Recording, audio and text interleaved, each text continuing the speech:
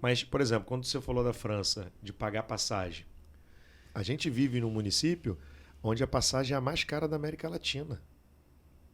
A gente vive num município onde o IPTU é um dos mais caros, comparado às vezes a Botafogo, Copacabana, só falta a praia. Então a gente precisa realmente entender que, como cidadão, a gente não tem só deveres, mas a gente também tem os nossos direitos. Eu estou muito preocupado com a parte da igreja, quando vai ser esse choque com o Estado em algumas coisas, porque nós somos um povo realmente que a gente simplesmente aceita. Eu não estou falando da Baixada Fluminense, eu estou falando do Brasil. O brasileiro é o povo que simplesmente a gente aceita. Ah, não. Ah, tá bom. Ah, não, não. Tá bom.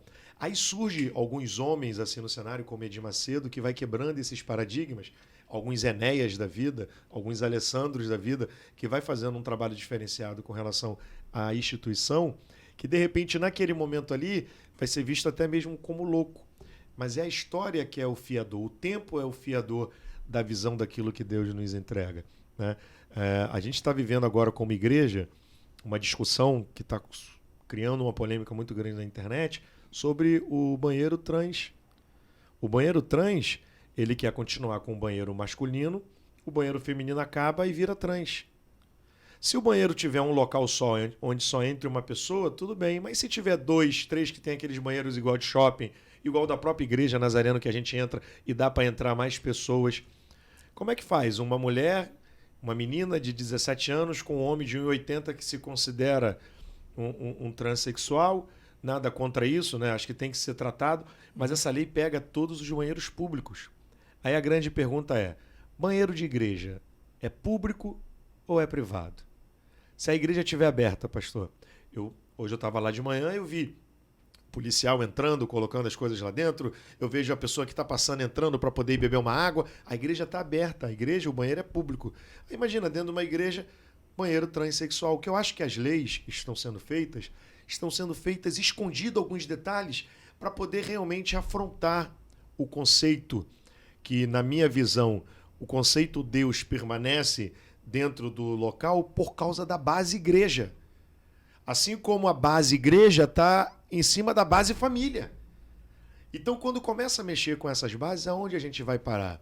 Olha a afronta que a igreja sofre se for obrigada a colocar um banheiro trans, vai ser obrigado dentro da igreja, porque também é banheiro público. Então, esse posicionamento da igreja, que para mim também vai ser um grande desafio no nosso século. E nós não podemos ter medo. A Bíblia fala que se você não quiser temer a autoridade, você deve respeitá-la. Mas existe também um código de conduta, que é a Bíblia. Então nós também não podemos ter medo de colocarmos a nossa posição. Porque se assim como existem pessoas que estão se posicionando, hein, pastor, nós também temos não abdicar do nosso posicionamento. Eu respeito o posicionamento de qualquer um, só que eu também espero do outro lado a empatia de respeitar o meu posicionamento. O grande problema dos movimentos é que eles querem serem respeitados, mas ao mesmo tempo eles não querem respeitar. É goela abaixo. É goela abaixo. Então, quando você fala assim do banheiro, ele é público até o momento de que, num culto público, a igreja está aberta, aí ele está acessível. Ele é acessível, mas ao mesmo tempo ele não é público. No momento que a gente está no nosso horário de trabalho, né, nós fechamos e as pessoas às vezes chegam. Porque no bar, o cara vai cobrar lá. Tu tem que pagar para usar o banheiro. Você tem que comprar alguma coisa para você, de repente, ter direitos. E a igreja não. A igreja ela trabalha com a comunidade. E graças a Deus que nós temos essa visão. Porque eu ouvi uma vez um pastor falando o seguinte, se a sua igreja fechar, a comunidade vai sentir falta? Uma grande pergunta, né? Essa é a grande pergunta. Uma grande pergunta. Eu acho que essa é a grande questão que todo pastor deveria pensar.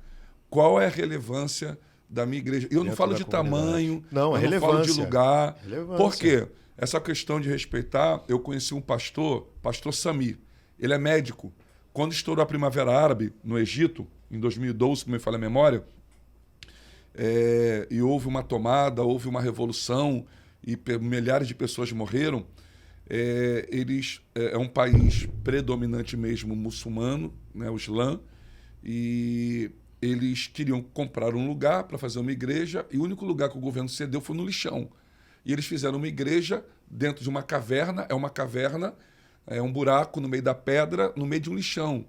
E eles fizeram lá a igreja. Quando estourou a Primavera Árabe, a igreja, como o governo que toma estava perseguindo os dissidentes, né, entre aspas, essa igreja acolheu, serviu como um hospital.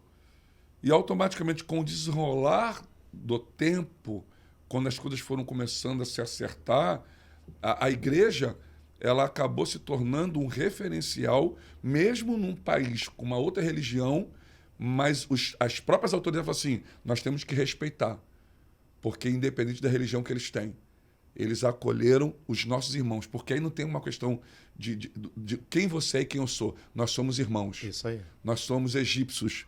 Nós temos a mesma nacionalidade. O próprio Cristo entendeu? deixou bem claro que o ser humano está acima da lei. E a partir dali, era uma igreja de 30, hoje tem 8.000 pessoas.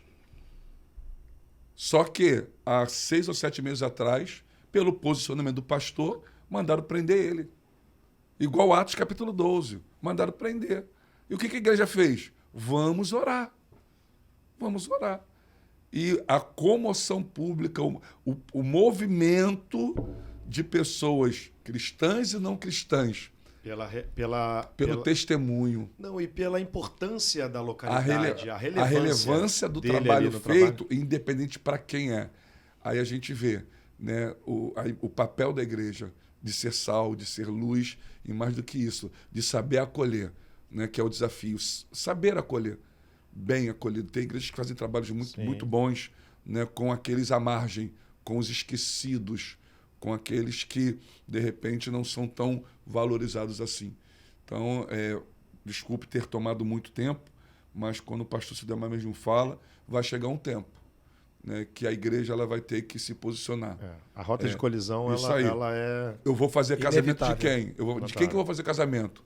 A nossa postura, o nosso posicionamento é esse. Se é assim, não, eu quero que você faça. Não, você procura uma outra pessoa que faça, mas nós não iremos fazer. Ah, mas você pode ser preso. Então, que seja assim. Né? Sentido de relevância é algo extremamente necessário. E essa igreja, a comunidade, as autoridades entenderam que ela era extremamente necessária. Depois você procura saber. Sim.